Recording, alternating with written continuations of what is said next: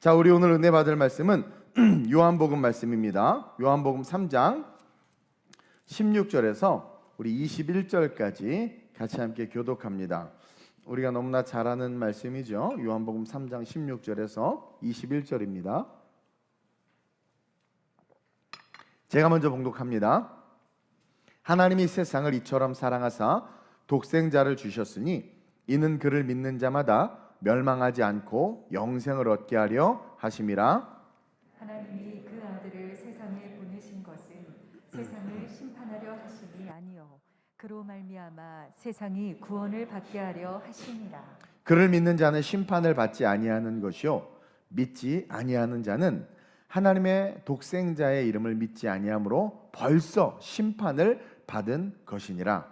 그 정죄는 이것이니 곧 빛이 세상에 왔을 때 사람들이 자기 행위가 악함으로 빛보다 어둠을 더 사랑한 것이니라. 악을 행하는 자마다 빛을 미워하여 빛으로 오지 아니하나니 이는 그 행위가 드러날까 하며 함께 진리를 따르는 자는 빛으로 오나니 이는 그 행위가 하나님 안에서 행한 것임을 나타내려 함이라 하시니라. 아멘. 오늘 이 본문 말씀을 가지고 멸망하지 않기 위하여 라는 제목으로 은혜를 좀 나누려고 합니다. 제목이 좀 무섭죠? 멸망하지 않기 위하여. 끝, 우리 인생의 끝, 그 끝을 알고 인생을 살아간다는 것은요, 여러분 큰 지혜를 얻을 수 있습니다. 인생의 끝이 어디이고 그 끝을 정확하게 알고 인생을 살아간다는 것은 엄청난 지혜를 누릴 수 있어요. 인생의 끝을 알기 때문에 무의미하고 무가치한 일들을 가지치게 할 수 있다는 거죠.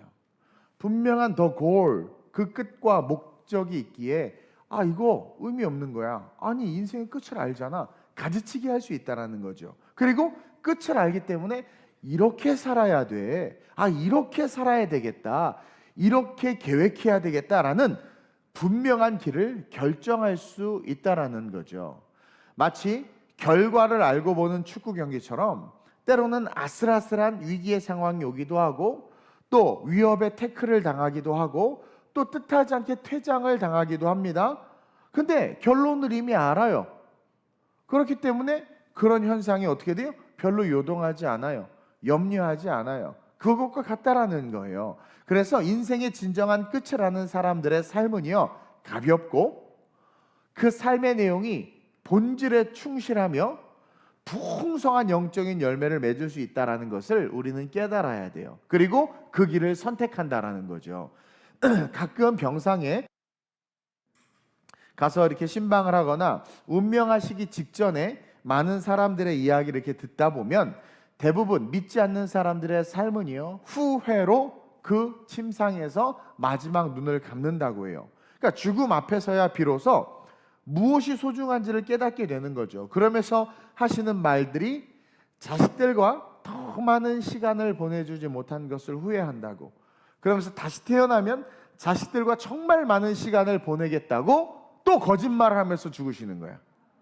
여러분, 과연 다시 태어나면 그분이 자식들과 많은 시간을 보내고 가치 있다고 여겨지는 것을 위해서 다른 것들을 가지치게 하면서 살 수 있을까요? 이런 얘기하면 좀 그런데 전생의 기억이 있다면 그럴 수 있겠어. 그런 거 없어요. 전생 같은 거. 그렇죠? 다시 태어나도 똑같이 그 사람은 삶에 내 눈에 보이는 이 거대한 세상, 이 거대한 세계, 매트릭스 속에서 뭐예요? 이게 중요하지 하고 자식 뒤로, 가치 있는 일 뒤로 끝이 뭔지도 모른 채 없어질 것들이 중요하게 여겨져서 달려간다라는 거죠. 보이는 없어질 것들이 허상인 줄 모르는 거예요. 그것을 허상으로 볼 수 있어야 되는데, 끝을 아는 자들은. 근데 그것을 허상으로 보지 못하니까 어떻게 돼요? 그게 중요시 되고 시선이 거기에 고정되다 보니까 결국 어떻게 됩니까? 소중한 것들을 팔아서, 자식과의 시간을 팔아서, 가치 있는 시간을 팔아서 없어질 것을 산단 말이에요. 썩어질 것을 산단 말이에요. 그리고 나서는 죽음 앞에 직면하고 천국과 지옥이 아른아른 보이기 시작하자, 음보와 낙원이 보이기 시작하자 그제서야 깨닫고 후회한다라는 거죠. 그래서 인생의 끝을 알고 산 자들은요, 죽을 때 참 편안하게 눈을 감습니다. 왜냐하면 아브라함과 낙원의 그 모습이 보이기 때문에. 반면에 신앙생활하지 않고 믿지 않고 살다가 열심히 세상 것 추구하다 결국 하나도 못 들고 가잖아요. 못 들고 가잖아. 그러다가 죽음이 직면하면서 음부가 보이는 거죠. 부자가 그렇게 물 한 방울 달라고 간청했던 그, 아직 지옥은 아니에요. 그 음부가 보이는 겁니다. 주님 재림할 때까지 거하는 곳이 음부죠. 낙원이고 그제서야 후회하는 거예요. 후회하는 거예요. 바리새인들과 지금 서기관들 앞에 빛이신 생명의 예수가 딱 서 있음에도 불구하고 또 예수님의 말씀을 가만히 듣다 보니까 그게 맞아. 놀라운데? 놀라운데? 맞아. 은혜가 돼. 감동이 돼. 그러면서 그것을 맞다는 것을 알고 깨닫고 은혜를 받았음에도 불구하고 딱 예배가 끝나고 세상에 나가니까 눈에 보이는 허상들, 건물과 지위와 예루살렘 성전과 권세와 물질들이 더 중요하다고 여겼던 거예요. 바리새인들과 서기관들. 그래서 예수를 붙잡지 못했던 거라는 거죠. 지금 여기 앉아 계신 우리 성도님들은 어떠세요? 끝을 아시나요? 안다고 끝 몰라요? 우리의 끝은 천국 아니면 지옥 아니에요? 영원히 사시나? 진시황제 사촌인가요? 자, 끝을 알기 때문에 목사님 저는 가지치기가 쉽습니다. 어떠세요? 영원한 천국에 대해서, 그렇죠? 천국과 지옥에 대한 끝을 아니까 가지치기가 쉽나요? 주일날 수많은 약속이 있을 때, 야 주일이잖아, 착착착착 치나 아니면 그래? 잠깐만 7시에 예배드리는 교회가 어디 있지? 찾아가지고 거기 가서 목사님 저 주일 성수했습니다 하고 막 달려나가고 있진 않나요? 끝을 알기 때문에 가지치기가 쉬운 인생, 끝을 알기 때문에 선택이 쉬운 인생, 앞으로 살아갈 삶의 방향이 분명한 인생, 그 인생을 우리가 살고 있냐라는 거예요. 신앙생활하면서 살아가는 여러분들의 삶이, 그 삶의 무게가 가볍냐라는 거죠. 나의 멍에를 매라고 그랬죠? 쉽고 가볍다고 그랬잖아요. 그럼 예수 믿고 예수와 함께하면 우리가 짓는 멍에는 쉽고 가벼워야 되는데 어떠냐라는 거죠. 예배를 드리고 말씀은 듣지만 예수 앞에 서 있는, 오늘 본문도 마찬가지지만 그 예수 앞에 서 있는 서기관들과 바리새인들처럼 예수님과 그 말씀 참 좋긴 하지만 마음 한켠에 묻어두고 애써 외면하면서 허상의 것, 허상의 세상의 것을 추구하면서 살고 있지는 않냐라는 거죠. 물론 그 허상의 세상을 위해서 우리가 열심히 내야 되고 돈을 벌고 살아야 되는 그 의미도 있어요. 그것을 아예 무시하라는 게 아니라는 거 아시죠? 우리의 삶의 분명한 방향과 목적을 알기 때문에 우선순위를 가지고 보다 더 중요한 것을 위해서 기꺼이 가볍게 발걸음을 내디딜 수 있는지 묻는 거죠. 그래서 예수님은요, 오늘 본문에서 바리새인 중에 니고데모라고 하는 유대인의 지도자와 함께 이야기하고 있는 장면을 통해서 오늘 우리에게 아주 중요한 진리를 가르쳐주고 있는 거예요. 오늘 3장 1절에 보면 그런데 바리새인 중에 니고데모라는 사람이 나오죠. 이 니고데모는 사내들인 공의의 회원으로서 당시 유대 사회를 다스리는 최고 권력층에 속한 신실한 유대의 지도자였고 그의 말은 법이었고 그와 함께 의논해서 사내들인 공회에서 뭔가가 결정이 되면 모든 유대인의 법이 돼서 다 따라야 되는 거야. 최고의 권력자고 최고의 지성이고 최고의 율법의식을 가지고 살아가는 유대 지도자였단 말이에요. 근데 그가 어떠한 지도자라고 이야기하고 있어요? 신실한 지도자. 그는 예수님의 말씀을 계속 듣다 보니까 너무 좋은 거야. 저게 맞는 거야. 자기의 그 풍성한 율법과 구약의 지식 속에서도 예수님의 말씀이 틀린 게 하나도 없어. 어쩜 하나님의 말씀을 그대로 인용하시면서 어쩜 그렇게 저렇게 말씀하시지? 그래가지고 그 말씀이 너무 좋아가지고 그 예수님과 얘기하고 싶어서 한밤중에 몰래 아무도 모르게 자기의 신분이 노출되는 게 두려워서 몰래 예수님에게 찾아갑니다. 무서운 유대 사회의 전통과 율법이 어떻다라는 것을 이 니고데모가 아니까 몰래 예수님을 찾아와 가지고는 예수님에게 말하는 거죠. 예수님, 당신이 하는 것을 보니까 당신은 진짜 하나님의 아들입니다. 아들이라고까지는 고백하지 않았어요. 하나님이 보낸 선생이다. 그의 세계관 속에서는 최고의 표현을 한 거예요. 만약에 하나님이다, 하나님의 아들이다 하면 스스로도 참남죄에 걸리니까 말을 하고 싶지만 말은 못하면서 자기가 가진 최선으로 예수님이 하나님으로부터 오신 분임을 인정하고 있는 거죠. 율법에 있기 때문에. 그래가지고 오늘 본문 1절 2절 한번 볼까요? 시작. 그런데 바리새인 중에 니고데모라 하는 사람이 있으니 유대인의 지도자라. 그가 밤에 예수께 와서 이르되 랍비여, 우리가 당신은 하나님께로부터 오신 선생인 줄 아나이다. 하나님이 함께 하시지 아니하시면 당신이 행하시는 이 표적을 아무도 할 수 없음이니이다. 여러분, 엄청난 고백이에요. 저기 에어컨도 꺼주세요. 엄청난 고백이에요. 그렇죠?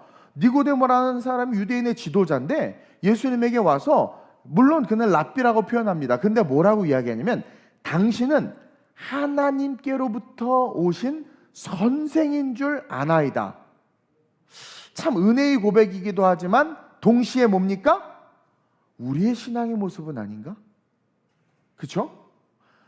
하나님 함께 하지 아니하시면 당신이 행하신 이 표적을 아무도 할 수 없다. 그러니까 모든 이적과 능력을 행하는 것을 보니까 하나님의 아들이다. 그러니까 예수님이 너무 기쁜 거예요. 유대인 중에 이런 말을 하다니. 그래서 니고데모에게 바로 복음의 본질에 대해서, 숨기지 않고 바로 복음의 본질에 대해서 이야기해요. 3절 한번 읽어볼까요? 시작. 예수께서 대답하여 이르시되 진실로 진실로 내게 이르노니 사람이 거듭나지 아니하면 하나님의 나라를 볼 수 없느니라. 니고데모야, 네가 거듭나서 하나님의 나라를 봤으면 좋겠어. 너 벌써 그 감이 오는구나. 네가 거듭나서 너가 천국에 왔으면 좋겠어. 그래가지고 유대 지도자인 그에게 바로 그냥 즉시 진실로 진실로 이야기하면서 거듭나야 된다. 그래서 하나님의 나라를 봐야 된다. 그렇게 이야기하면서 거듭남과 하나님의 나라가 동의어로 쓰이고 있다는 것을 볼 수 있어요. 그래서 거듭나지 않으면 신앙생활하고 교회 다니고 예수 믿지만 절대 하나님의 나라 볼 수 없고, 하나님의 나라 누릴 수 없고, 하나님의 나라를 보지 못하고 누리지 못하면 기도가 중요한 줄도 모르고, 예배가 중요한 줄도 모르고, 하늘의 영적인 열매가 중요한 줄도 모르고, 세상 나라가 중심이 돼서 예수를 알고 교회를 다니지만 결국 어떻게 돼요? 가지치기를 하지 못하는 거죠. 올바른 방향의 인생을 결정하지 못하는 거예요. 그래서 결국 열심히 산다고는 살지만 비틀대다가 죽음 앞에서 후회하는 그런 인생이 될 수밖에 없다는 것을 지금 우리 주님께서 가르쳐 주는 거예요. 우리가 니고데모와 같은 존재라는 거죠. 착해요.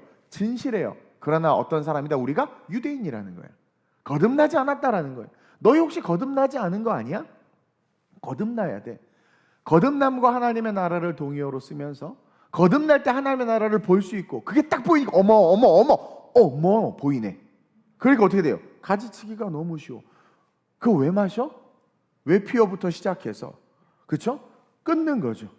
끊고, 그렇다고 사회생활 못하는 거 아니에요. 어머 하나님의 나라에 보이니까 세상의 질서에도 충성하라고 했으니까 사장님 하면서 막 열심히 섬기고 맡겨진 일에 사명을 다해서 최선을 다해서 밭을 갈다 보니까 보화를 발견하는 것처럼 직장생활 열심히 하다 보니까 직장생활에서 보화를 발견하는 거예요.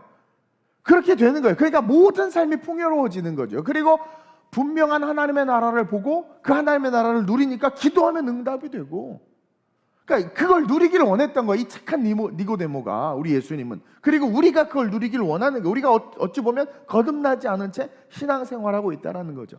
그래서 예수님은 제자들에게, 보세요, 늘 사복음서에 보면 제자들에게 끊임없이 천국에 대해, 천국 복음에 대해서 말씀하신 거예요. 그래서 많은 비유를 통해서 그것을 깨달으라고 이야기해 주셨어요. 그리고 무엇보다도 예수님 스스로가 아버지에게로 가서 우리를 위한 집을 짓고 올게, 그렇게 말씀하시면서 너희들 잘 들어, 인생의 끝에 대해서 정확히 바라볼 수 있어야 돼. 그것을 분명히 바라보고 주어진 수명을, 주어진 인생을 살아가야 돼. 그러면서 우리의 인생의 방향을 예수님이 지금 이끌어주고 있는 거예요. 그게 신앙생활인 거죠. 요한복음 14장 1절에서 3절에 이런 말씀이 있습니다. 시작. 너희는 마음에 근심하지 말라. 하나님을 믿으니 또 나를 믿으라. 내 아버지 집에 거할 곳이 많도다. 그렇지 않으면 너희에게 일렀으리라. 내가 너희를 위하여 거처를 예비하러 가노니 가서 너희를 위하여 거처를 예비하면 내가 다시 와서 너희를 내게로 영접하여 나 있는 곳에 너희도 있게 하리라. 여러분, 이 말씀이 엄청나게 위로가 돼야 돼요. 뭐라고 시작하고 있습니까? 1절에 너희는 마음에 근심하지 말라. 이것으로부터 근심하지 않을 수 있는 이유가 뭡니까? 끝을 보면 근심하지 않게 된다라는 거죠. 지금 이 본문 현재의 컨텍스트 속에서는 예수님이 제자들의 마음에 근심이 가득한 걸 알았어요. 그 근심이라는 것은 뭐냐면 이제 자기가 곧 죽어야 되고 이들에게서 떠나가야 되는 거죠. 그러니까 이들이 아직 신앙도 없는 상태에서 예수님이 죽어야 된다는 말을 자꾸 하고 아버지에게로 간다 막 이러니까 그것이 근심으로 여겨질 수 있습니다. 근심으로. 근데 거듭남, 하나님의 나라, 천국에 대해서 바라보지 못하고 인생의 끝을 보지 못하고 지금 예수님이 죽으면 우리끼리 어떻게 하지라는 그런 근심, 오늘날로 따지면 삶을 살아가면서 우리가 느끼는 수많은 근심, 그것 때문에 생각과 마음이 힘든 우리에게 뭐라고 이야기하는 거예요? 교회를 다니고 있는 우리에게 이자 낼 힘이 없고 물가는 오르고 금리도 오르고 점점 힘들어지는 이 세상 속에서 어떻게 살지라는 근심으로 신앙생활하고 예배하고 있는 우리에게 말씀해 주신다라는 거죠. 우리의 시선을 인생의 끝으로 옮겨주시면서 하나님을 믿으니까 나를 믿으라. 여러분, 이건 사실 또 놀라운 선포입니다. 하나님과 자신을 지금 동등선상에 두고 말씀하시는 거예요. 즉 내가 하나님이다 라는 것을 이렇게 이야기하고 계시는 거죠. 그러면서 유대인의 하나님, 니고데모에게, 유대인들은 다 하나님을 믿잖아요. 성부 하나님. 그 하나님을 믿는데 네가 믿는 그 하나님이 바로 나야. 그렇게 지금 니고데모에게 이야기하는 거예요. 나야. 그리고 나를 믿는 것이 네가 지금 그렇게 열심히 믿는 그 하나님을 믿는 거야. 그러면서 그 하나님을 믿고 나를 믿어야 인생의 진짜 끝을 볼 수 있어. 그리고 그 끝을 보고 걸어갈 때 쓸데없는 율법과 세속적인 것들이 끊어지면서 근심하는 삶이 아니라 어떻게 돼요? 하나님의 나라를 누리는 삶이 될 수 있다. 내가 하늘에 있는 거처, 영원히 살 곳이 있다는 거죠. 거처에서 그 당시 사람들이 이해하기 쉽게 집 짓고 올게. 왜냐면 지금도 집 하나 있는 게 소원 아니겠습니까? 너 집 있어 없어? 이번에 목사님들 모임 갔더니 어떤 목사님에게 저를 한 목사님이 본이 되게 된다고 설명하면서 우리 이 목사는 집도 없어, 월세로 살아. 그거를 자랑하듯이 다 있는 데서 얘기해가지고 내가 창피해가지고 아니 그분이 어떤 의도로 말하는 건지 알겠어. 어제 이제 목사 안수식하고 끝나고 이제 목사님 여러 곳이 식사하는데 갑자기 이러면서 이렇게 살아야 돼. 그래서 아니 그걸 꼭 그렇게 말씀하셔야 되나? 예? 그러니까 그만큼 집이 중요한 거죠. 집이. 그렇죠. 집 하나 딱 집을 안 사놨어요. 여러분 얼마나 후회하고 있습니까 지금? 그렇죠? 예. 그러면서 이해하기 쉽게 말하는 거예요. 그 당시 때도 마찬가지예요. 집이 너무나 소중한 거죠. 의식주가. 그러니까 거기에 매여 있는 그들의 시선을 하늘로 돌리면서 야, 영원히 살 곳에 내가 집 질 거야. 너 지금도 이 땅에서 집 없는데 힘들지?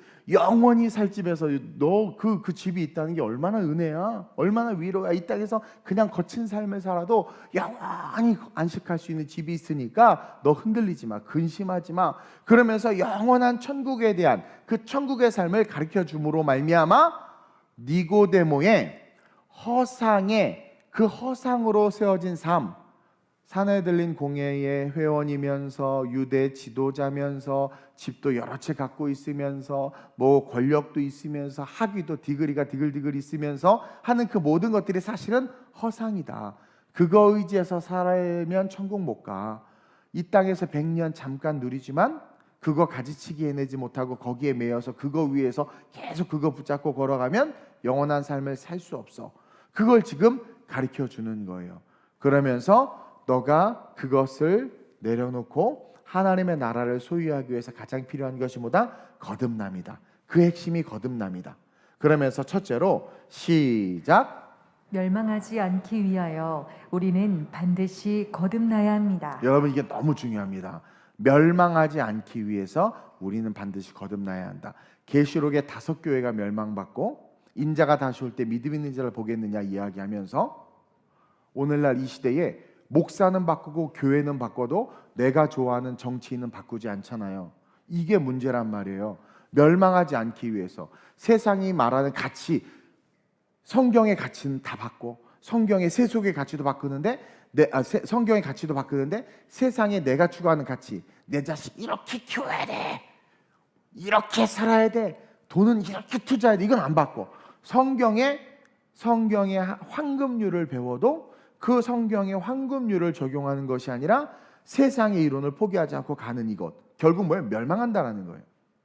거듭나지 않은 자들의 특징이라는 거죠. 멸망하지 않기 위해서 우리는 반드시 거듭나야 된다는 거예요. 거듭나지 않으면 죽을 때 후회하고 다시 태어나면 자식과 시간을 많이 보낼 건데요 라고 말하지만, 다시 태어난다 한다 할지라도 여러분 똑같이 커 보이는 세상을 이길 수가 없어서 그 커 보이는 세상에 묶여서 자식과 보내는 시간 분명히 포기합니다. 그러나 거듭나게 되면 바울과 같이 인생이 샘플해지고 죽을 때 주님 앞에서 후회를 고백하는 것이 아니라 올바른 방향과 올바른 열매를 맺었기에 천국 입성을 기대하며 소망으로 죽음을 맞이하게 돼요. 그러니까 천국 입성을 기대하면서 소망으로 잡지 마. 엄마 산소호흡기 껴줄게. 야 빨리 빼. 막 소망으로 막 아버지에게로 가려고 하는데 우리가 잡고 있잖아. 막 자꾸 막 연명시키고 막 자꾸, 그렇죠? 그렇잖아요. 만약에 혹시라도 제가 이렇게 되면 그냥 놔두세요, 저는. 그러면서 소망으로 천국을 맞이하게 되는 거예요. 그래서 여러분 모든 순교자들을 보세요. 고통스러워하는 순교자가 어디 있었어? 아무도 고통스러워하지 않았어요. 이게 거듭난 자들의 특징이라는 거예요. 천국의 기쁨에 고통도 모른 채, 고통의 무게가, 스데반이 돌을 쳐맞고 있는데 그 고통의 무게가 천국의 기쁨을 이길 수가 없는 거예요. 그러니까 웃으며 주님께 가는 거예요. 그러면서 고통도 모른 채 숨을 거두고 주님의 품에 안긴 거 아니겠습니까? 그 스데반의 고백 한번 볼까요? 사도행전 7장 55절 56절 시작. 스데반이 성령 충만하여 하늘을 우러러 주목하여 하나님의 영광과 및 예수께서 하나님 우편에 서신 것을 보고 말하되, 보라 하늘이 열리고 인자가 하나님 우편에 서신 것을 보노라 한. 거듭난 자들이 죽을 때 이 모습을 다 봅니다. 죽을 때 어떤 모습을 보는지를 보여주는 거예요. 거듭난 자들은 죽을 때 예수 그리스도 하나님의 영광과 그 하늘 보좌를 보는 거예요. 당장 올라가는 건 아니지만, 우와 그러면서 낙원에서 아브라함 품에 안겨 있다가 주님께서 재림하시고 우리가 부활할 때 그때 다시 들려 올라가는 거죠. 그러니까 그걸 보는 거예요. 천국은 분명히 있어요, 여러분들. 그러니까 와 죽을 때 할렐루야 소망하면서 그냥 자식들 걱정도 안 돼. 그냥 주님 너무 좋으니까. 그리고 그 은혜 속에서 하나님께서 자녀들의 삶을 천대까지 축복해 주실 거라고 했기 때문에 내가 신앙의 부모로 살았다면 걱정하지 않고 갈 수 있다는 거죠. 근데 거듭나지 않으면 죽을 때 천국이 안 보여요. 또 천국을 믿지 못하고 바라보지 못하기 때문에 어떻게 돼요? 그냥 이 땅만 붙잡다가 억울해서 으악 하고 죽어서 이렇게 죽어요. 할 때 이게 안 펴지는 거예요, 인생이. 그래서 결국은 멸망의 길로 나가게 되고 멸망당하게 된다고 성경에 말하는 거죠. 저는요 여러분들이 멸망당하지 않았으면 좋겠어요. 우리 옆 사람에게 멸망당하지 말자. 그리고 저 역시 멸망당하고 싶지 않아요. 심각한 이야기입니다. 교회도 다니고 예수도 아는데 멸망당하면 얼마나 죽어서 억울하겠습니까? 그래서 우리는 반드시 거듭나야 하고 이 신실한 니고데모에게, 이 유대이즘에 묶여있는 이에게 예수님께서 너무 좋아가지고 놀라운 진리를 선포해버리는 게 바로 거듭나야 된다. 그러면서 거듭나기 위해서 우리가 알아야 되는 게 있는데, 하나님이 우리를 얼마나 사랑하시는지 알아야 돼요. 여러분 얼마나 사랑하시는지를 알면, 부모의 사랑이 진짜 딱 자녀에게 딱 부딪히잖아요. 그러면 날아다니는 자녀가 착륙합니다. 지가 날개를 잘라버려요. 근데 부모의 사랑이 안 느껴지는 거예요. 야 맛있는 거 사 먹어, 돈 주고, 엄마가 다 했잖아. 그거는 사랑으로 느끼잖아요. 엄마가 나를 귀찮아하고, 엄마는 자기 시간이 더 우선순위고, 돈 버는 거 좋지만 애들이 경제관념이 없어서 그럴 수는 있지만 돈 벌러 나가는 그것을 엄마는 더 좋아해. 아빠는 더 좋아해. 아빠가 나에게 좋은 옷 사주고 메이크업 사주고 좋은 뭐 해줘도 그것은 어떻게 느끼냐면 나는 두 번째 우선순위야. 그것을 하기 위해서 나에게 이것은 뭐예요? 미끼로 주는 거라는 거죠. 애들이 다 알아요. 다 알아요. 근데 그러던 어느 날 엄마의 사랑이 딱 전달되잖아요. 그러면요 그 전에 뭐 엄청나게 사준 거 별로 의미 없어. 그러면서 어떻게 돼요? 부모가 원하는 삶으로 삶의 방향이 바뀐다라는 게, 그게 거듭남이에요. 그러니까 하나님이 우리를 어떻게 사랑하신지를 알 때 거듭날 수 있다라는 거죠. 우리가 너무나도 잘 아는 이 요한복음 3장 16절 이 말씀을 니고데모에게 주신 거예요. 놀라운 복음의 메시지를 선물한 거죠. 한번 읽어볼까요? 3장 16절 시작. 하나님이 세상을 이처럼 사랑하사 독생자를 주셨으니 이는 그를 믿는 자마다 멸망하지 않고 영생을 얻게 하려 하심이라. 다 외우죠? 여기서 하나님이 세상을 사랑하는데 어떻게 사랑한다고 니고데모에게 말씀해주고 있어요? 이처럼. 여기서의 이처럼은 두 가지 의미가 있습니다. 첫째는 온 우주 만물을 얼마나 아름답게 창조했습니까? 빛이 있으라면서 온 우주 만물과 하늘의 해와 달과 별과 온갖 것들을 하나님께서 창조하셨잖아요. 왜? 그 아름다운 거 우리에게 주려고.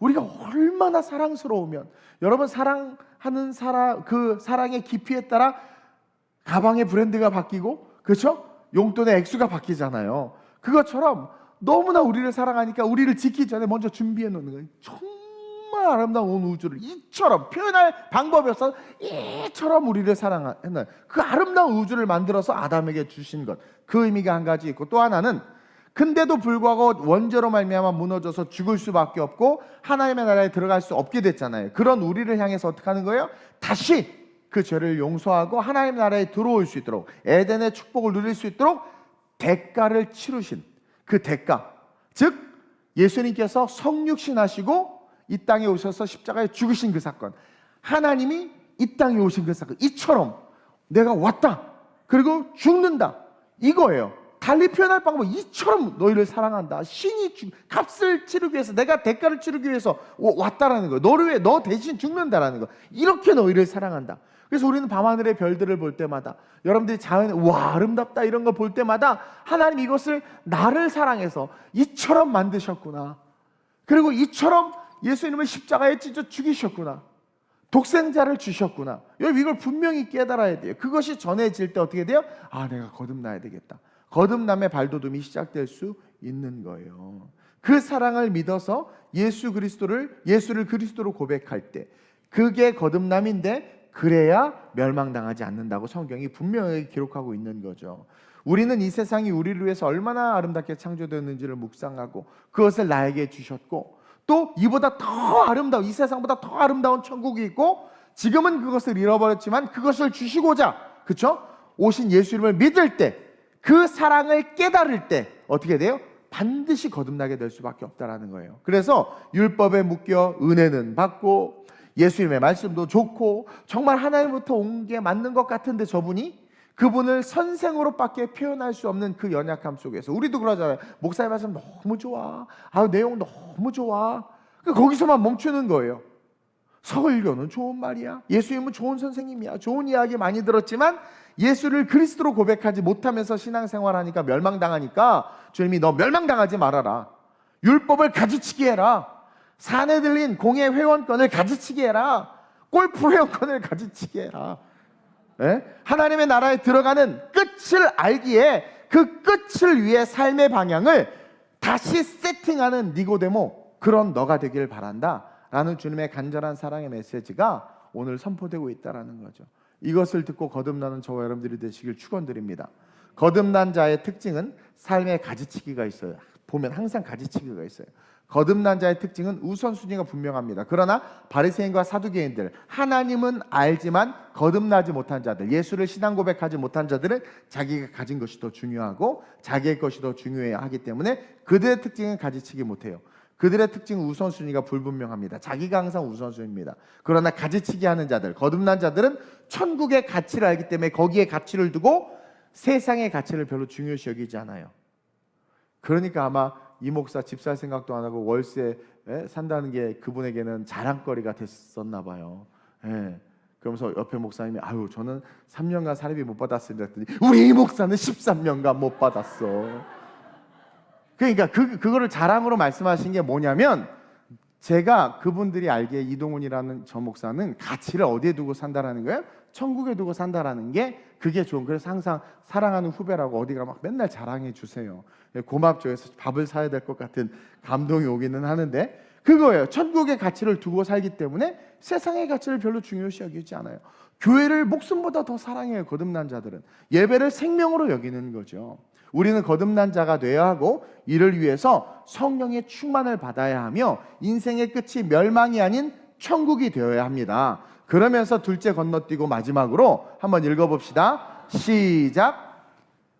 멸망하지 않기 위하여 우리는 반드시 믿기 때문에 행하는 행함들이 많아져야 합니다. 3번을 뺐어요. 둘째가 마지막이에요. 멸망하지 않기 위해서 우리는 거듭나야 하고, 둘째로 멸망하지 않기 위해서 우리는 반드시 믿기 때문에 행하는 행함들이 많아져야 돼요. 마태복음 7장 21절입니다. 시작. 나더러 주여 주여 하는 자마다 다 천국에 들어갈 것이 아니요 다만 하늘에 계신 내 아버지의 뜻대로 행하는 자라야 들어가리라. 정말 거듭났다면 아버지의 뜻을 행하게 됩니다. 아우 목사님, 제가 교회 봉사도 하고 주의 일도 해야 되는데 못도 하고 해야 돼. 이번에 수련회도 가야 되는데 바빠서 죄송해요. 성경에 나오죠. 잔치에 초대했더니 사람들이 뭐예요? 소도 사야 되고요, 장가도 가야 되고요, 농가 밭에 가 살 일이 너무 많네요. 어떡하죠? 죄송해요. 천국 안 들어가겠다는 거예요. 지가 옆 사람 보고 삼가 조의를 표합니다. 천국 안 들어가겠다는 거예요. 거듭나지 않았다는 특징이에요. 예수 알지요? 초청장 받았으니까 교회 다니지. 근데 뭡니까? 거듭나지 않았다라는 거예요. 거듭나지 않았다라는 거예요. 나더러 주여 주여 하는 자마다 천국에 들어가는 것이 아니요 다만 하늘에 계신 내 아버지의 뜻대로 행하는 자라야.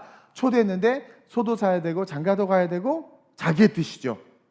잔치에 와라 했는데 바빠요. 내 어이하지? 죄송합니다. 자기 뜻대로 사는 거죠. 근데 거듭난 자는 하늘에 계신데 아버지의 뜻대로 행하는 자다. 그래서 거듭나면 아버지의 뜻을 행하게 돼 있어요. 아버지의 뜻을 설교를 통해서 알게 되고, 기도를 통해서 알게 되고, 말씀 묵상을 통해서 알게 되면 그것을 행하는 거죠. 그러니까 여러분들 주변에서 자꾸 근데 바빠서, 미안해 근데 바빠서, 그 뭐예요? 딱 얘기하세요. 그 영혼을 위해서. 너 거듭나지 않았구나. 어머, 너 멸망당할 사람이구나. 그래야지 우리가 살리는 거 아니겠어요? 좀 얘기해 주세요. 괜찮아요. 누가 그럼 우리 목사님이 그랬다고 하세요. 자기가 알 거예요. 그래서 우리 구역 모임에 집사님 나 바빠. 어머, 멸망당하려고 하는구나. 이렇게 막. 예? 또 큰일 났네 또. 예. 또 제 카톡이 바빠질 것 같은데. 예. 여러분 진짜 거듭나면은요 아버지의 뜻을 행해요. 그리고 그 아버지의 뜻을 어디서 알 수 있느냐? 설교를 듣다 보면 알아요. 어머, 난 아무것도 못하고 섬길 줄 모르고 능력도 없는 줄 알았더니 섬김이라는 건 이렇게 하는 거야? 딱 깨닫고 그냥 하는 거예요. 기도를 통해서 알게 되고, 하나님께서 감동을 주시네? 움직이는 거. 예수님도 기도하다가 제자들 죽게 생긴 거 알고 달려간 것처럼 기도하다가 어머, 내가 우리 청년부 수련회 따라가야 되겠다. 어머, 이번 연합 수련회한테 내가 뭔가를 좀 도와야 되겠다. 말씀을 묵상하다 깨닫는 거죠. 여러분 베드로가 진짜 거듭난 후에, 사복음서에는 어리버리 있는데 거듭난 후에 어느 날 비몽사몽간에 기도를 하는데 여러분 다 알죠? 사도행전 10장 9절에서 13절입니다. 시작. 이튿날 그들이 길을 가다가 그 성에 가까이 갔을 그때에 베드로가 기도하려고 지붕에 올라가니 그 시각은 제6시더라. 자, 기도할 때 하나님의 뜻을 받죠. 계속 시작. 그가 시장하여 먹고자 하매 사람들이 준비할 때에 황홀한 중에 하늘이 열리며 한 그릇이 내려오는 것을 보니 큰 보자기 같고 내 귀를 메어 땅에 들이웠더라. 그 안에는 땅에 있는 각종 네 발 가진 짐승과 기는 것과 공중에 나는 것들이 있더라. 또 소리가 있으되 베드로야 일어나 잡아먹어라 하거늘. 그러니까 이게 그 기도회 전에, 예배 전에 이렇게 음식 준비하는 게 별로 덕이 안 돼. 배고픈데 이제 음식 준비하는 걸 아니까 기도하다가 먹을 환상을 본 거죠. 이 쓸데없는 얘기 하지 말고, 이 베드로가 막 기도하는데 아버지의 뜻을 딱 받는 거예요. 근데 그 아버지의 뜻이 뭐냐면 구약의 그만 짐승들을 잡아 먹으라는 거죠. 그러자 베드로도 유대이즘을 갖고 있으니까 저 율법 지킵니다. 이거 안 먹습니다. 못 먹습니다. 부정하고 저 못 먹습니다. 그러자 하나님께서 뭐라고 말하냐면 내가 깨끗하게 한 것을 네가 속되다 하지 말라. 주인이 누구예요? 하나님이에요. 하나님이 금했지만 하나님이 풀어줬어요. 그럼 하나님 풀어주면 풀어진 거예요. 근데 우리는 우리의 고집과 율법으로 그걸 끝까지 고수하는 거죠. 유대인들이죠. 사도행전 10장 14절 16절에 시작. 베드로가 이르되 주여 그럴 수 없나이다. 속되고 깨끗하지 아니한 것을 내가 결코 먹지 아니하였나이다 한데, 또 두 번째 소리가 있으되 하나님께서 깨끗하게 하신 것을 내가 속되다 하지 말라 하더라. 이런 일이 3번 있은 후 그 그릇이 곧 하늘로 올려져 가니라. 그러니까 베드로도 고집이 세요. 계속 안 먹는다고 하나님이 말하는데 거부하는 거죠. 3번은 완전수죠. 3번 그런 일이 있으니까 베드로가 받아들여요. 받아들이고 이게 뭐지 하고 있는데 잡아먹겠습니다 했는데 이 어떤 사람이 와서 베드로를 초청하는 거예요. 그래서 베드로가 가서 거기서 집회해주고 사역을 했는데 이방인의 구원의 역사가 일어나는 거예요. 고넬료의 집안에 구원의 역사가 일어나는 거예요. 이게 뭐냐면 베드로가 아직도 유대이즘에 묶여 있어서 아버지의 뜻은 이방인에게도 복음을 전하는 건데 베드로에게 사람이 왔을 때 베드로가 안 갈 걸 아셨어요. 만약에 하나님이 이 환상을 보여주지 않았으면 이방인 고넬료가 유럽 사람이 와가지고 로마 사람이죠. 우리 집에 와서 말씀 좀 전해주시 하니까 너 이방인의 집에 내가 왜 가니? 그렇게 해서 안 갔을 거예요. 근데 이 환상 때문에 갔는데 나중에 바울이 책망해요. 뭐라고 책망하냐면 바울이 이 사건을 사도행전에는 나타나지 않았지만 누가가 기록할 때 살짝 뺐는데 바울은 그것을 신랄하게 표현하면 네가 부끄러워서 밤에 몰래 들어가가지고 남에게 들킬까봐 다른 유대인들에게 들킬까봐 고넬료의 집에 몰래 들어가서 밥 먹었단 말이에요. 그러다가 소문이 나니까 또 몰래 집사에 튀어나왔단 말이에요. 어쨌든 순종해서 가긴 갔지만 남에게 남의 이목과 시선에 자기가 해를 당할까봐 두려워했던 그 베드로를 바울이 책망하니까 바울이 더 급이 높은 거예요. 전에는 베드로 밑에 있었거든요. 근데 그 사건을 통해서 바울이 베드로까지 책망하면서 모든 사도들의 지도력을 가진 최고의 탑리더 사도가 딱 되는 시점이 그때란 말이에요. 어쨌든 베드로가 보세요. 자기가 그렇게 밤에 몰래 들어갔다 몰래 도망 나올 정도로 싫어하는 거지만 아버지의 뜻이니까 어떻게 돼요? 받아들이는 거예요. 자기를 깨는 거예요. 우리는 그 관점에서 봐야 돼요. 베드로가 고집 센 사람이거든요. 그리고 자기 생각이 분명하거든요. 3번이나 하나님과 맞짱을 떴어요. 싫은데요. 안 먹을 거예요. 안 먹을 거예요. 근데도 불구하고 어떻게 돼요? 그대로 순종해서 갔다라는 거죠. 이게 뭐냐면 행함 있는 믿음이 너무나도 중요하고 하나님은 정말 거듭났다면 그 거듭난 삶을 증명해라. 행함으로 증명해라. 행함 없는 믿음은 죽은 믿음이다. 야고보서 2장 26절에 나와 있죠. 시작. 영혼 없는 몸이 죽은 것 같이 행함이 없는 믿음은 죽은 것이니라. 근데 이 말씀을 예수님이 오늘 본문 19절에 니고데모에게 똑같이 하고 계세요. 19절 한번 읽어볼까요? 시작. 그 정죄는 이것이니 곧 빛이 세상에 왔을 때 사람들이 자기 행위가 악함으로 빛보다 어둠을 더 사랑한 것이니라. 자, 정죄는 이것이니 빛이 세상에 왔을 때 사람들이 자기 행위가 악함으로 빛보다 어둠을 더 사랑한 것이라. 이건 뭐냐면 빛을 안 거예요. 사람들이 사실은 알아요. 아는데 어둠을 더 사랑했다고 말하죠. 왜? 자기 행위가 악하니까. 여기서 뭡니까? 아버지의 뜻을 행하지 않으려는 모습을 볼 수 있는 거예요. 아버지의 뜻을 알아요. 아는데 아우 싫어. 그러니까 자기 행위들이 악한 걸 아니까 아유 괜히 나갔다가 아우 난 싫어. 난 그렇게 못 살아. 그러면서 어둠을 더 사랑하면서 어둠의 길로 걸어간 것에 대해서 이것이 정죄받을 일이다. 제가 지난주 설교에서 예수가 그리스도이심을 믿지 않는 것이 죄다. 그리고 성령은 그 죄에 대해서 책망하신다 말씀드렸어요. 즉 자기 행위가 악하면 악한 것을 안 거잖아요. 그러면 그것을 알았다는 것은 빛을 봤다는 것이고 주의 음성을 들었다라는 거예요. 그럼에도 불구하고 지금 뭐가 없는 거예요? 행함이 없는 거죠. 서기관과 바리새인들이 다 그런 거예요. 졸졸졸 쫓아는 다녔는데 아버지의 뜻을 들었는데 좋다고 여겼지만 행동하지 않은 거예요. 설교를 들었는데 좋다고는 여기지만 행동하지 않는 거예요. 그것에 대해서 빛보다 어둠을 더 사랑한 너, 그것이 죄다. 그것을 책망하겠다. 빛을 사랑해야 되는데 끝을 알기에 끝을 안다면 세상의 어둠의 일들은 당연히 가지치기 해야 되는데, 그리고 빛의 일, 하나님의 나라를 위한 일에 열심을 내야 하는데 그게 지혜고 여러분 그게 총명이고 그게 장수하는 것이 그게 축복이에요. 근데 그러지 않고 아니야 예배는 드리고 신앙생활하고 성경 들고 교회는 왔다 갔다 하는데 멸망당할 자처럼 살아가고 있다는 거죠. 시편 91편 16절에 이런 말씀이 있습니다. 시작. 내가 그를 장수하게 함으로 그를 만족하게 하며 나의 구원을 그에게 보이리라. 아버지의 뜻대로만 했던 다윗에게 뭐래요?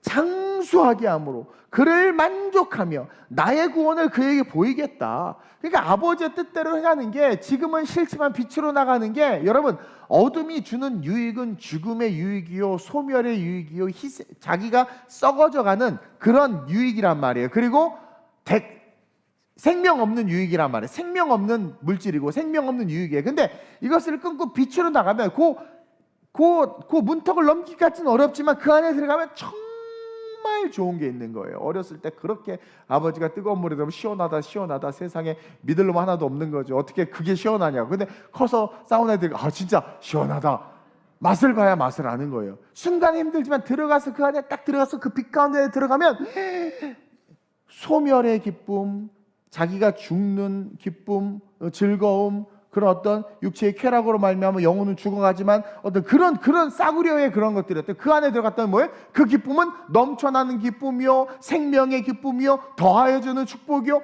그걸 누리는 거예요. 그래서 행함이 있어야 된다라는 거예요. 행함 없는 믿음은 죽은 믿음이다. 그래서 니고데모에게 너 빨리 행해라. 너 다른 서기관과 바리새인들처럼 머뭇머뭇대지 말고 정죄 받지 말고 빨리 빛으로 행해라. 그들은 그 정죄는 이것이니, 빛이 세상에 왔을 때 사람이 자기 행위가 악함으로 빛보다 어둠을 더 사랑한 그 서기관과 바리새인처럼 되지 말고 이처럼 사랑하신 하나님의 사랑을 깨달아서 빨리 거듭나라. 니고데모야. 그렇게 이야기하는 거예요. 그러면서 누가복음 10장 37절에 시작. 이르되 자비를 베푼 자니이다. 예수께서 이르시되 가서 너도 이와 같이 하라 하시니라. 잘 들으세요. 선한 사마리아인에 대한 설교를 제가 작년 11월 신앙 죽어야 하는 역설이라는 설교를 통해서 아주 중요한 진리를 말씀드렸어요. 여러분, 사마리아 사람은 절대로 유대 땅에 오지 않는다고 그랬습니다. 근데 사마리아 사람이 여행 중에 유대 땅을 가다가 강도 만난 자를 만났어요. 그랬더니 사마리아 사람들이 도와줬어요. 제사장들은 다 도망갔어요. 근데 뭐라고 그랬습니까? 제사장들이 도망간 건 율법을 잘 지킨 거예요. 율법에 시체와 죽은 자를 만지지 말라고 했는데 거반 죽은 자를 보니까 난 율법을 잘 지켜서 지나간 거야. 근데 사마리아 사람은 그 땅에, 유대 땅에 있을 사람도 아닌데 거기 있었고 거반 죽어가는 사람을 데려다가 기름과 포도주로 싸매어 줬다고 그랬어요. 그러면서 사마리아인이 누구라고 그랬습니까? 선한 사마리아인이 예수 그리스도라고 가르쳐 드렸어요. 그러면서 예수 그리스도께서 오늘 본문에 뭐라고 말씀하십니까? 이르되 자비를 베푼 자니이다. 예수께서 이르시되 가서 너도 이와 같이 하라 하는 건 뭡니까? 너도 가서 강도 만나라고 제가 이야기했죠. 너가 강도 만난 자가 돼서 너가 죽어야 된다. 너 빨리 세상에서 죽어야 된다. 네가 죽어야 내가, 사마리아인인 내가 너를 싸매고 기름 부어서 거듭나게 한다라고 제가 설명을 드린 적이 있습니다. 그것처럼 뭡니까? 행해야 되는 거예요. 가서 죽으라는 거예요. 뭡니까? 세상에서 죽으라는 거예요. 세상에서 죽어야 내가 너를, 세상에서 거반 죽게 된 너를 만나 거듭나게 하고 너를 살려낼 거야. 너가 진짜 살아날 거야. 값비싼 기름과 포도주로, 예수의 보혈로 내가 너를 싸매고 살리고 내가 너를 값을 치를 거야. 성령을 주실 거야. 내가 돌봐주십시오. 내가 돈을 주고 가면서 나중에 와서 돈이 모자르면 더 주겠습니다. 성령을 통해서 내가 너를 돌봐줄 거야. 그러니까 예수 안에서 살아나라는 거예요. 예수로 살아 예수의 뜻대로 행하는 삶이 되라고 이야기하는 겁니다. 뭡니까? 행함의 삶이 되라. 그래야 멸망을 면할 수 있다. 나더러 주여 주여 한 자마다 천국 가는 거 아니다. 한 무리 이만큼 모아놓고 너희들은 지옥 갈 자, 저주받을 자. 왜요? 너희가 나에게 떡도 물도 안 줬다. 언제요? 언제 그랬는데요? 내 이웃에게 하지 않은 것이 내게 하지 않은 것이다. 그건 뭐냐면 하나님이 감동을 그때 줬는데 안 한 거죠. 행함이 없었던 거죠. 소도 사야 되고 밭도 가고 뭐 농가밭에 가 살림이 엄청 많아요. 교회에서 고기 먹자 그러면 안 와요. 세상에서 고기 먹자 그러면 달려가요. 왜? 거기는 알코올이 있거든요. 그러니까 어떻게 되는 거예요? 결국 그냥 거기 세상에서 살다가 멸망당하는 거죠. 멸망당하는 거죠. 여러분, 인생의 끝은 정해져 있어요. 그것을 똑바로 바라보고 온전히 바라보고 걸어가는 자들만이 어떻게 돼요? 영생을 누리는 거예요. 여러분, 거듭나야 됩니다. 거듭나야 돼요. 그리고 그 거듭남을 통해서 우리는 거룩한 가지치기를 할 수 있고, 그 가지치기를 통해서 어떻게 돼요? 우리가 온전해져요. 그러면서 어떻게 돼요? 온전해진 우리가 나도 모르게 아버지의 뜻을 행하게 되고, 그렇게 아버지의 뜻을 행하고 살아가다 보면 어떻게 돼요? 멸망당하지 않아요. 근데 이 멸망당하지 않는다는 말의 역설은 뭡니까? 하나님의 나라의 모든 것을 받게 된다는 거죠. 기도응답은 반드시 되는데 왜 이렇게 기도응답이 안 될까요? 예수 잘 믿으면 복 받는다고 했는데, 맞아요. 잘 믿으면 정말 복 받아요. 근데 왜 복을 못 받을까요? 생각해 봐야 되는 거예요. 왜 내가 그렇게 신앙생활 잘하는데 내 자녀들이 날아다니고, 내가 하나님을 그렇게 사랑한다고 고백하는데 내 삶은 이렇게 버겁고 무거울까요? 어떤 사람은 내가 봐도 죽을 것 같은데 너무 가볍대. 너무 신난대. 아니, 그렇게 빚이 많아서 어떻게 해요? 나 죽으면 다 없어져요. 괜찮아요. 천국 가면 끝이에요. 뭐 그렇게 쉽게 사는 사람이 있는 반면에 이거 어떻게 봐도 어떻게 막 예수 믿으면서 죽어가는 사람이 있는 거죠. 그 차이가 뭐냐라는 거예요. 그 차이가 뭐냐라는 거죠. 거듭남이에요. 거듭남은 지혜라고 그랬죠. 총명이라고 그랬죠. 거듭남은요, 가지치기를 할 수 있기 때문에 삶의 방향을 온전하게 한 방향으로 이렇게 집중할 수 있게 되죠. 그리고 아버지의 뜻을 행해요. 정말 아버지의 뜻을 행하면 당연히 복받죠. 좌우로나 우로나 치우치지 아니하고 그 말씀을 지켜 행하면 천대까지 복을 준다고 그랬잖아요. 그러니까 우리가 왜 나는 기도응답단도 이런 일들이 일어날까 고민할 필요 없이 뭐다? 내가 멸망당할 자구나. 다시 말하면 내가 거듭나지 않았구나. 나는 그냥 니고데모구나. 나는 그냥 바리새인이구나. 나는 서기관이구나. 예수 쫓아다니고 말씀 좋아. 그래서 좀 마음에 안 들면 손가락질하는. 왜 녹색을 메고 왔어? 뭐 손가락질하는 거죠. 그러다가 교회 다니는데 어느 순간 그렇게 살다가 보니까 멸망당할 자가 돼버린 거예요. 죽을 때 보니까 음부가 보여. 음부가 낙원이 아니라 부자가 어여와 이러고 있어. 어머, 난 나사로를 보고 싶었는데. 그렇죠? 부자가 기다리고 있는 게 부자가. 그래서 너도 불을 추구하다가 여기 왔구나 막 그러면서 어떤 분이 그래요. 목사님 설교가 너무 세서 가슴이 아프다고 그랬으니까 할렐루야라고 그랬어요. 당신은 아파해서 은혜라도 있지 무감각하게 주무시는 분도 많다고. 제 간절한 소망은 여러분들이 천국 가기를 원하는 겁니다. 그리고 그날은 언제일지 모른다고 했어요. 여러분 내일일 수도 있어요. 갑자기 올 수도 있어요. 그 백신 때문에 아들을 잃은 한 아버지의 절규의 그 메시지를 들어서 영상 너무 가슴이 아프더라고요. 자기 아들이 그렇게 한 방에 갈 줄 몰랐다는 거죠. 막 오열을 하시는데 뭐 여러 가지를 얘기하더라고. 뭣도 못해줬고 막. 근데 저는 이렇게 목사니까 보면서 저 아들의 영혼이 만약에 저렇게 억울하게 죽었는데 지옥 갔다면 죽을 줄 어떻게 알았겠어. 우리는 이게 임박한단 말이에요. 그러니까 임박할 심판에 대해서 어텐션하고 있어야 된다는 거예요. 그러기 위해서 우리가 거듭남을 점검해야 될 것 같고, 그리고 거듭남을 어떻게 점검하느냐. 거듭난 자들은 가지치기예요. 거듭난 자들은 아버지의 뜻을 행해요. 과연 내 삶에 그것이 있는가? 그 두 가지만 먼저 한번 진단해 보라는 거예요. 그러면서 오늘부터 힘들지만 어떻게 해야 돼요? 행동해야지. 우리가 부모교육 세미나에서 은혜 받았어요. 막 깨달았어요. 그럼 언어가 바뀌었나요? 아빠들 바뀌셨어요? 아버지 학교 할 거예요? 신청서인지 안 내보면 부담스럽게 왜 갑니까? 봐봐요. 안 바뀐단 말이에요. 우선순위가 소도 사야 되고 장가도 가야 되고요. 논밭에 가서 할 일이 많아요. 목사님 못 와요 교회. 이거 아닌가요? 우선순위가 어디 있냐라는 거죠. 저는 세상에서 사업도 해보고 살아봤어요. 그래서 세상이 어떻다는 것도 알고 얼마나 힘든지도 알고, 열심히 살지 않으면 내 자녀와 그 여우 같은 마누라와 토끼 같은 자식들 건사하지 못하는 것에 대해서 두려움이 온다는 것도 알고 이해해요. 근데 그것을 여러분들의 힘으로 혼자 싸우지 말라는 거예요. 하나님 그거 있어야 될 거 다 하신다고 말씀하셨잖아요. 두려워하지 말고 빛으로 발걸음하면 내디뎌 보세요. 똑같은 직장 생활, 똑같은 월급 생활, 똑같은 사업, 똑같은 일이지만 발걸음을 내디디면 내가 너를 도우리라 하는 축복이 실제가 돼서 가볍고 쉽게 여우 같은 마누라, 토끼 같은 자식들을 건사할 뿐만 아니라 이보다 더 큰 축복의 삶을 꿈꾸고 또 그 복을 받아 누릴 수 있다라는 거예요. 그렇게 가는 거예요. 다른 목사님들이 부러워해. 집도 없는 나를 왜 부러워할까요? 아니 그렇게 하신다라는 거죠. 그래서 오늘 이 거룩한 주일 저는 여러분들과 멸망당하고 싶지 않아요. 거듭남에 대해서 다시 한번 점검하고, 그리고 거룩한 가지치기를 할 수 있게 해달라고 이 시간 기도합시다. 그리고 아버지의 뜻을 행할 수 있게 해달라고 기도합시다.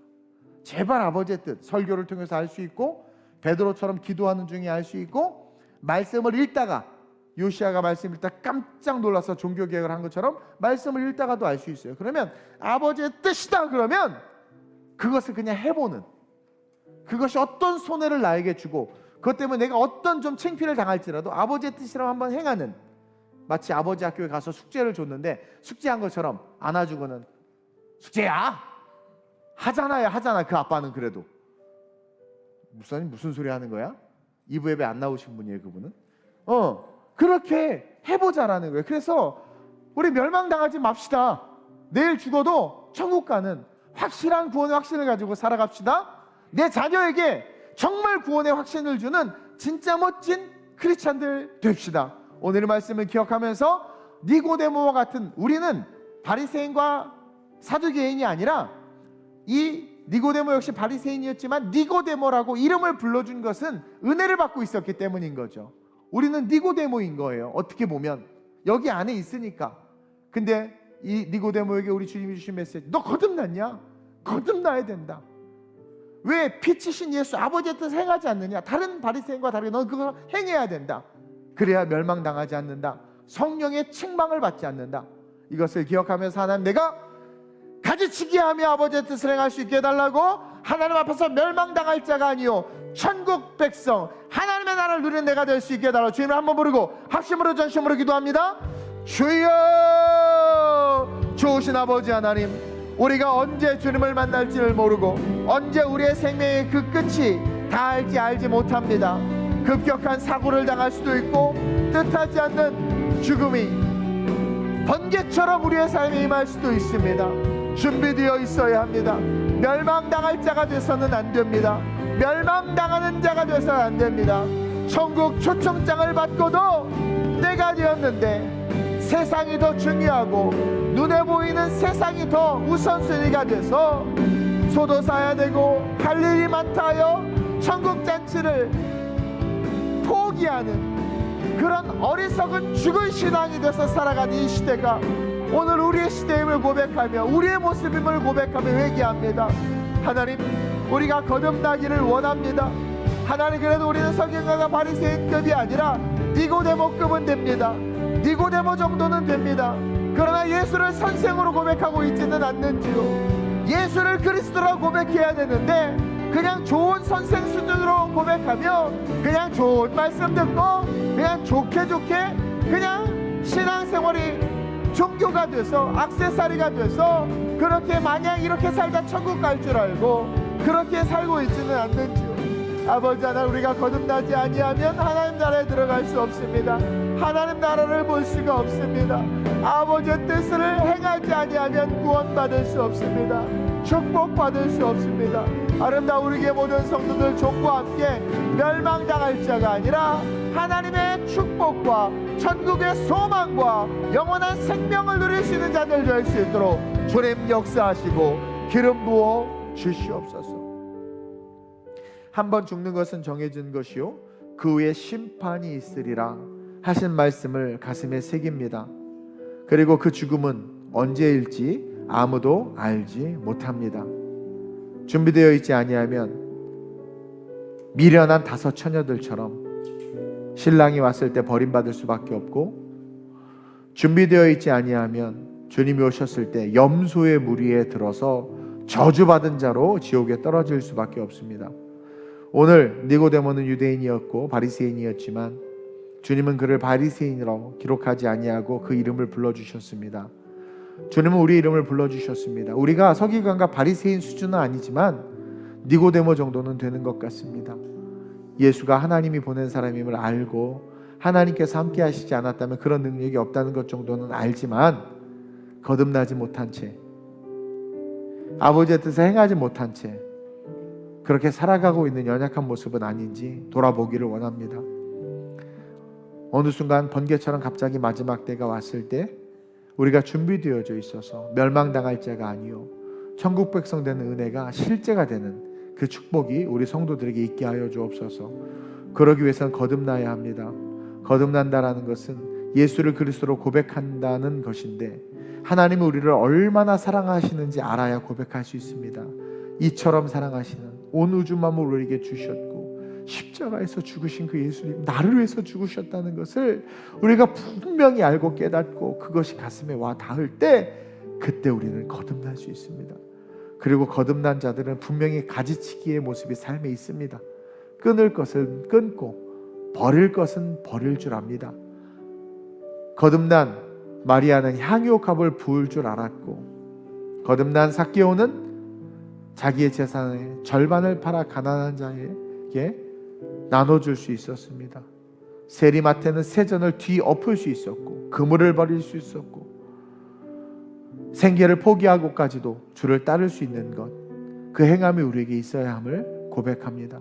베드로가 기도하는 중에 아버지의 뜻을 알아 이방인에게 가서 복음을 전함과 같이 하나님께서 우리에게 어떤 감동을 주실 때 행할 수 있는 우리 성도들 되게 하셔서 행함으로 거듭남이 증거되고 거듭남으로 멸망당할 자가 아니라 천국 백성 되며 하나님의 나라가 눈에 보여서 보이는 그 하나님의 나라가 너무 좋아서 그 보이는 그 하나님의 나라를 위해서 걸어가고 그 걸어가다 보니 그 하나님의 나라가 내 삶에 임해서 심지도 않았는데 나고 하나 심었더니 100배의 결실을 맺는 그 축복을 누리며 천대까지 복을 받으며 장수하며 자녀들이 복을 받는 그 놀라운 약속의 축복이 실제가 되는 그 삶을 사는 자들이 아름다운 우리 교회 성도들 되게 해 주옵소서.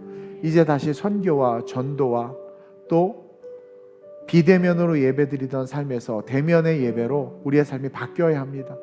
그 행함이 있게 하시고 열심을 내게 하시고 그로 말미암은 은혜가 우리 모든 성도들에게 실제가 될 수 있도록 역사해 주옵소서. 감사함을 드리며 좋으신 예수님의 이름으로 축복하며 기도드립니다. 아멘.